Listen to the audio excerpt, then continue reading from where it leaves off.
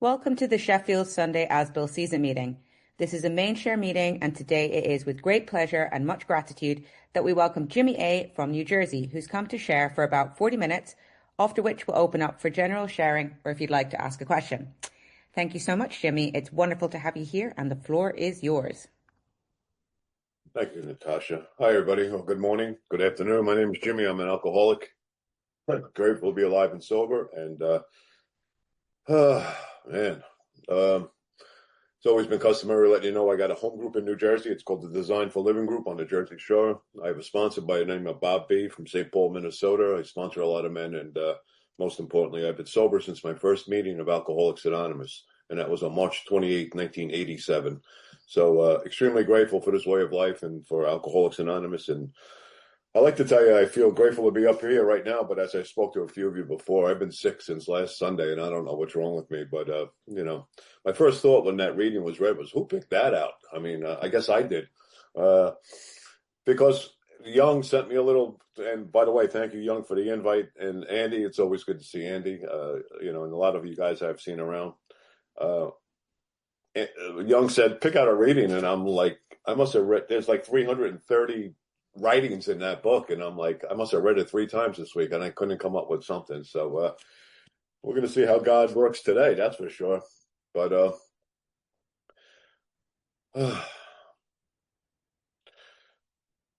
so when I read that, and it really kind of popped in my head, for me, this reading, too much of my life has been spent in dwelling upon the faults of others. This is the most subtle and perverse form of self-satisfaction. It permits us to remain comfortably unaware of our own defects. This is the classic example for me of playing God, of looking at you and not looking at me, and not taking stock honestly of myself. And as I go through that reading, our first problem is to accept our personal circumstances, ourselves as we are, the people about us, this whole idea of acceptance, this whole idea of, being able to see that with no problem. And what I'm going to speak about, I hope today, is, none of us do this stuff perfectly, right? I fight, I bite, I claw. Acceptance at times is quite difficult, I think, for all of us, especially when we're faced with the adversities of life. Because there's not a person on this call right now that's not going to have their turn in the barrel with something, whether it's family relationships, personal relationships, work relationships, financial relationships. I mean, whatever it is, we're all going to have our turn in dealing with something that sometimes is so uncomfortable. And it's uncomfortable because fear is dictating the show. And I didn't know that for a long period of time. So this whole thing of, putting the spiritual mirror up to myself and stop pointing fingers at you is quite difficult sometimes for a guy like me. Now, I know there's nobody else on this call right now other than me that has walls built around them at times. And I don't know what your walls are, but I can tell you a little bit about my walls. My walls are walls of alibis. My walls are walls of excuses. My walls are walls of justification and rationalization and blame. My walls is playing the role of the victim, and that's with double-digit sobriety, right? And in order to recover from what I suffer from, I got to bring down these walls. And we have a 12-step process that helps us do that, but as quick as those walls come down, we start to rebuild them brick by brick. And all of a sudden, I wonder why I feel the way I feel with 10 years of sobriety, 20 years of sobriety, 38 years of sobriety. I thought I dealt with this stuff before, right? I thought I swept it under the rug. And little do I know that a lot of times when I'm living this thing, living life as we do, these little termites start to come back into our life. And all of a sudden, the walls start to get built. And all of a sudden, those walls are blocking me from God, and those walls are certainly blocking me from you. So this idea of daily acceptance sometimes, what an order. I can't go through with it, right? I don't like feeling uncomfortable, right? I want everything my way. Right? And that's not reality. But that's the ism in my mind that tells me that. Right? So I manipulate. I judge. I gossip. I do all the character defects that we all have, right? I want to look right. I want you to look wrong. So let's focus on you and not focus on me. Right?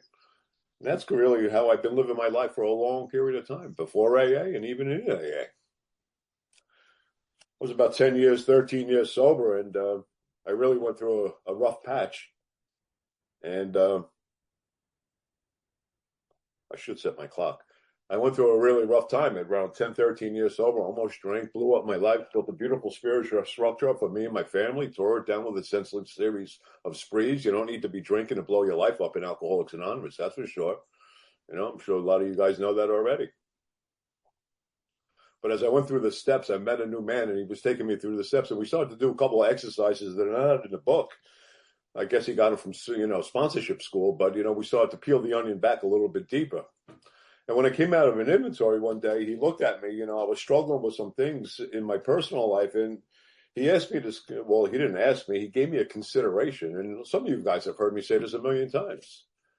He said, Jimmy, do you look at the people in your life, the situations in your life, and the circumstances of your life through the lens of a character defect or through the eyes of God?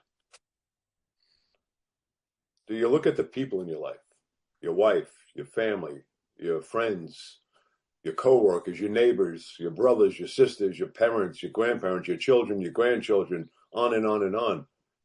Do I look at those people with anger or fear or envy or jealousy or whatever the character defect is, right? Do I look at the situations in my life, whether I'm going through relationship problems or financial problems or work problems or whatever it is?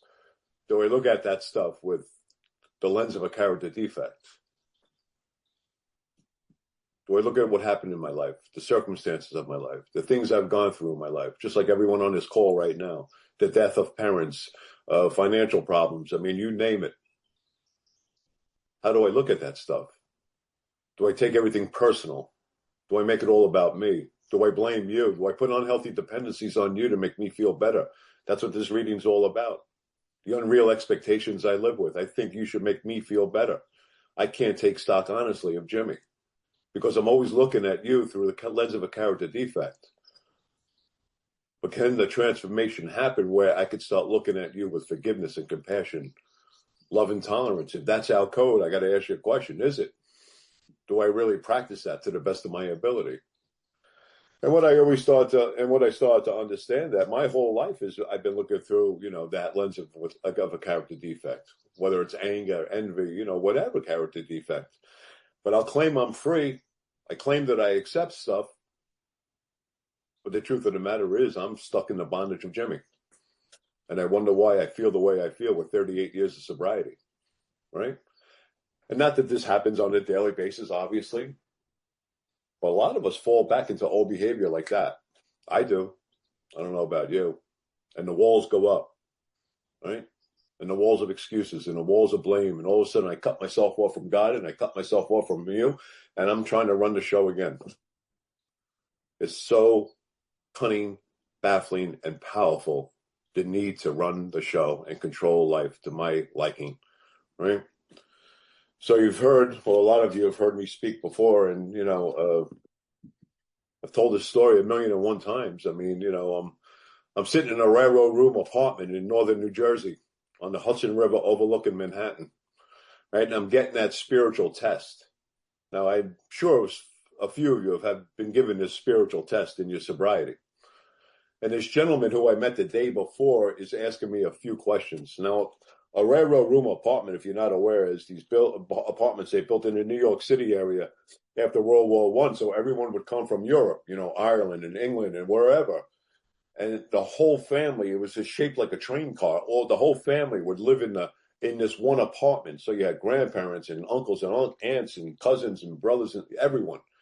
And I'm in this thing, and there's total chaos going on in this apartment. And this guy got a Jack Russell. Now, I don't know if you guys know what a Jack Russell is, a dog, but it's like a newcomer on about 50 cups of coffee. This dog is running the walls, And this guy's hit me with a few questions. In the middle of total chaos, he looks at me and says, Jimmy, how long can you hold your breath? How long can you hold your breath? How long can you be in a 12-step program and not work the 12 steps? What does your relationship with God look like? Well, I'm a Catholic. I believe in God, but, what does God have to do with any of this stuff, right? What makes you alcoholic, Jimmy? And the best I could stammer out of my mouth in that moment was, I drink too much. No idea about the physical allergy, no idea about the mental obsession, no clue about any of that stuff. And then he asked me a consideration, or he gave me a question. He said, I don't need you to answer this, but if AA works, Jimmy, why do you have so many problems? Because you see, I've fallen under the delusion, a delusion that maybe somebody in this meeting right now has, that I think abstinence is the solution to a spiritual malady. You see, alcoholism doesn't come in a bottle, it comes in my mind, and my mind is filled with delusions and distortions about a lot of things. Booze becomes a symptom. I mean, booze is a symptom, and booze becomes, solves our problems. But the truth of the matter is, I got a mind that just keeps taking me back to what's killing me, alcohol. And what happened on this particular afternoon, he just painted me into that corner where I had no choice but take one of those two alternatives. Keep living the way you're living, or accept spiritual help. And you see, the fear of stepping into a mystery is daunting for a guy like me, because I want to control. I'm afraid to let go and let God, as we say. I want to control the narrative in my life. I want to be in charge of the things in my life. But then he told me very clear, Jimmy, the pain every one of us who suffers in Alcoholics Anonymous, the pain that we have is a direct result of resistance to change. If you don't change, you will die. He was kind of subtle in that way. If you don't change, you're going to die. We throw this line out a lot. Live life on life's terms, right? Sounds pretty simplistic, right? But I think because of the human ego, that's one of the most difficult things for any of us to do, right? Live life on life's terms. Well, how do you do that? Well, in order to live life on life's terms, what I've come to find out is that I have to, go through the challenges of life, the joys of life, the uncertainties of life without resistance, acceptance. And as my sponsor would say back then, it's about finding purpose and fulfillment in the present moment. Imagine that, living in the moment, living in presence, living with God. Well, how do you pull that off? Because that sounds very simple, but it's not easy, that's for sure, right? And the problem with most of us is that we have a hard time living in the present moment. Because in order to live in the present moment, there's a few requirements. And one of the biggest requirements is that I have to surrender control, right? I can't control anything, but my mind tells me I can. And more importantly, I got to trust God. But see, it's really difficult to trust God when I got walls up between me and God, because I have excuses, I have blame, on and on, like I said earlier, right? In order to live in the present moment, I got to understand my limitations and become aware of who I am and what I am. And we find that through inventory. Right? But more importantly, it's about opening my mind and embracing new thoughts, new belief systems. I'm so deep-rooted in old ideas. Why does the book tell us 15, 16, 17, we beg you to lay aside your prejudice, your old ideas towards what? Not only God, but really everything. But why do I still hang on to some of that old stuff? Fear, and more fear. The evil and corroding thread. But finally, in order to live really in the present moments, I have to accept life's challenges and the people that God's going to put in my life. And for some of us, that's probably the most difficult thing we could do in our recovery. So it sounds like we're faced with a situation, whatever that is. We pull out our big book. If you have a third edition, you go to 449. Fourth edition, you go to 417. You read Dr. Paul's little excerpt on acceptance. You click your heels. You accept what's going on in your life. And then on some intuitive level, you understand some spiritual level that nothing happens in God's world by mistakes. And you move on with your life. Now, if that's something you're able to do, my hat's off to you and I applaud you. That's not my story. My story, when it comes to acceptance, is begrudgingly, defiant, and fearful, right? To let go and let God. And as that last reading, or the last paragraph in that reading said, in order to attain emotional health, which is also called emotional sobriety, which is also called emotional maturity, or whatever you want to name it, along with spiritual progress, I have to see some truth about myself. And I have to be willing to swallow some big truths about myself. And that's why we have this 12-step process to look at the truth about Jimmy. I was at a workshop many years ago, and I don't know if it was my sponsor, my old sponsor, it might have been Andy for all I know. And they were talking about a book. Make great use of what other people write, right? Don't get pigeonholed in just thinking that the big book, yes, that's the map to the treasure. But open your mind. I had to open my mind, right? And this gentleman was talking about this book called Recovery. And this book, Recovery, was written by a rabbi. His name was Rami Shapiro. And he was a member of Overeaters Anonymous. And he wrote a book called Recovery, the 12 Steps as a Spiritual Practice. And so I picked up this book. It was on the table. I picked it up and I started to, just thumb through it. I went into the introduction, and man, this thing hit me right between the eyes right off the bat. It says the heart of all 12-step recovery is we have to quit playing God. 12-step recovery is about freeing yourself from playing God. So what does it mean to play God? It means living under the delusion that life is controllable. It means constantly struggling to maintain the illusion that you are controlling it. It means lying to yourself all day, every day, insisting that with enough effort, you can get life to do whatever you want it to do. It means having to mask your failure at controlling life by blaming others, by blaming your parents, by blaming your spouse, by blaming your partner, by blaming your children, by blaming your boss, by blaming your home group for your failure. It means having to dull the pain of failure with booze, with pills, with television, with overwork, whatever your method of numbing yourself to the reality of life's uncontrollability may be. It means spiraling into the madness of delusional thoughts and addictive behaviors that make sense only to a mind drunk on the insanity of its own divinity, aka I am God. And that had to be smashed, So what am I surrendering in order to accept life on life's terms? Control. And I don't even know I'm trying to control sometimes. So living this whole deal, life on life's terms, or let's go out on a limb and say, let's live in life on God's terms, sounds simple, but don't confuse simple with easy, right? It takes a major shift in our consciousness to do this. And the only way that could happen is by seeing truth through an inventory and sharing it with another man and being willing to change it and bringing it into a prayer life, to looking at the character defects that stop us and the things that help us build these walls. My sponsor is great for saying spiritual warriors walk towards their pain. They don't avoid their pain. Spiritual warriors walk towards their problems and address these problems with God's help. And see, I always thought that I could fix me. And that's a problem for a guy like me, right? So this change in this change in consciousness, being ready to surrender my dependencies on people to make me feel good. My wife's on here right now. I expect her to make me feel good. Well, that's not her job and that's not her role, right?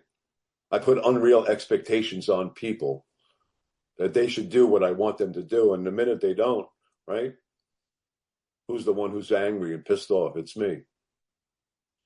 So daily acceptance, especially when we write inventory, I love the language when Bill writes, we need to be thorough and honest. Guess what? It's really hard to be honest when you got to be right. I got to change the narrative in my head, right? I got to change the story that my mind tells me, right? I like how it goes on later on when we'll write, we realize that the people who wronged us, right?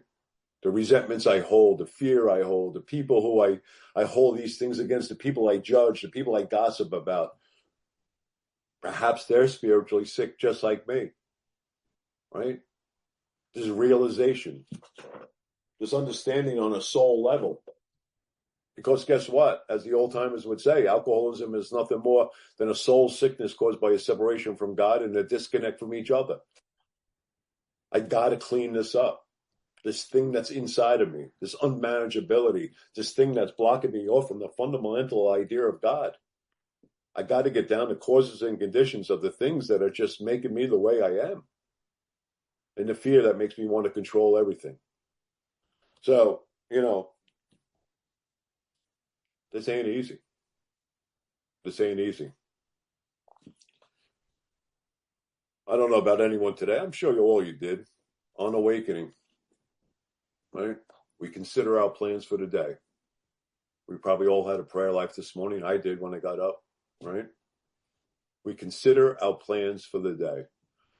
And I don't think Bill means what we got to do. We all know we got to do things, right? It's a Sunday morning in Jersey. I don't know what we're going to do today. Food shop. I don't know. Maybe take a nap. Definitely watch golf.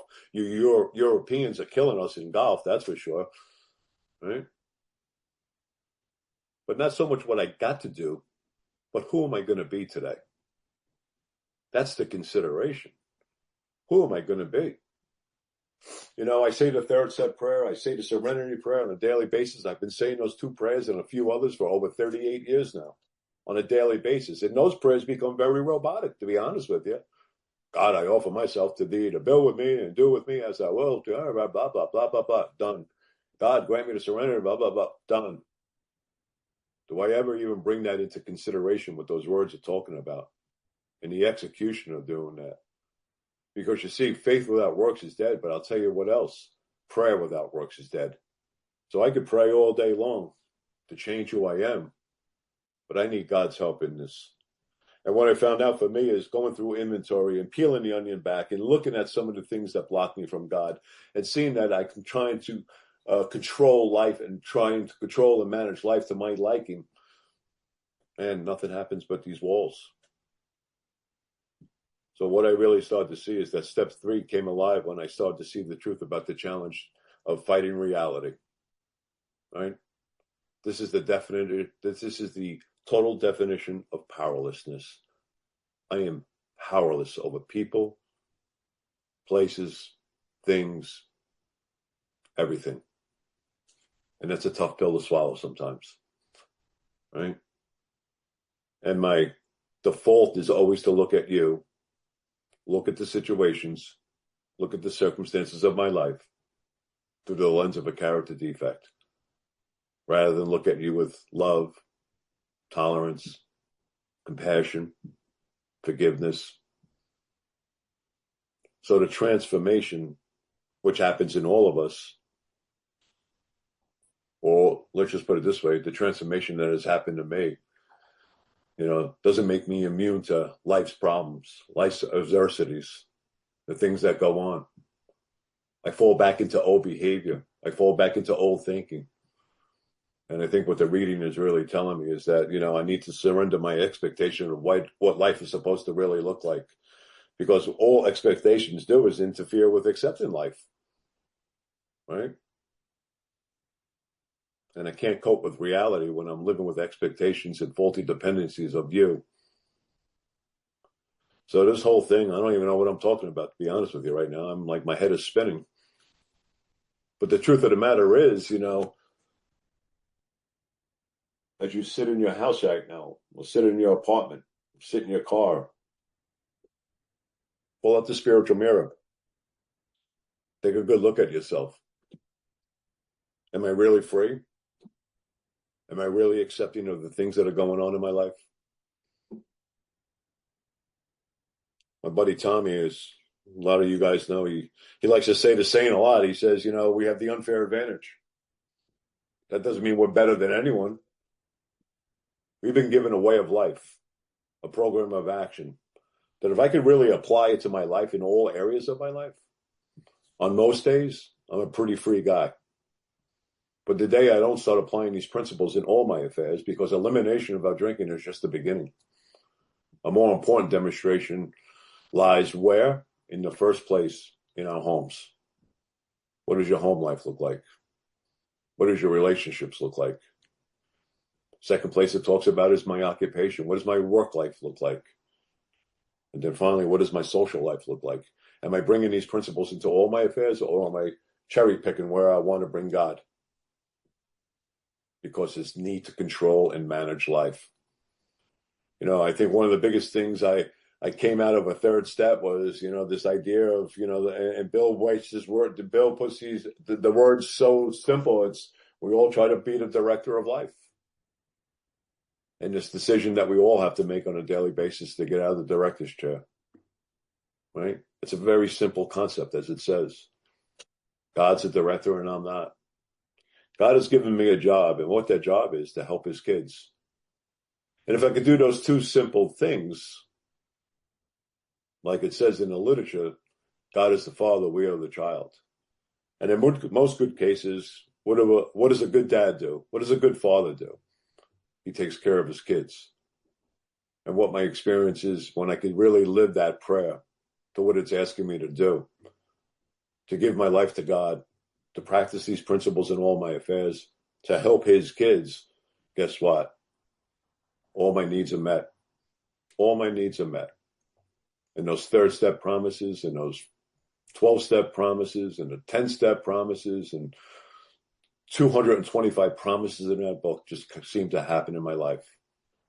But it's really a direct result of letting go, letting God, accepting life on life's terms, which is quite difficult again, and trying not to be in control and managing business. So I'm going to cut it short, only because I like to hear of you, and I have nothing left inside of me other than a headache and a sore throat. But Andy and Young, thank you for the invite, and that's all I have. Thank you.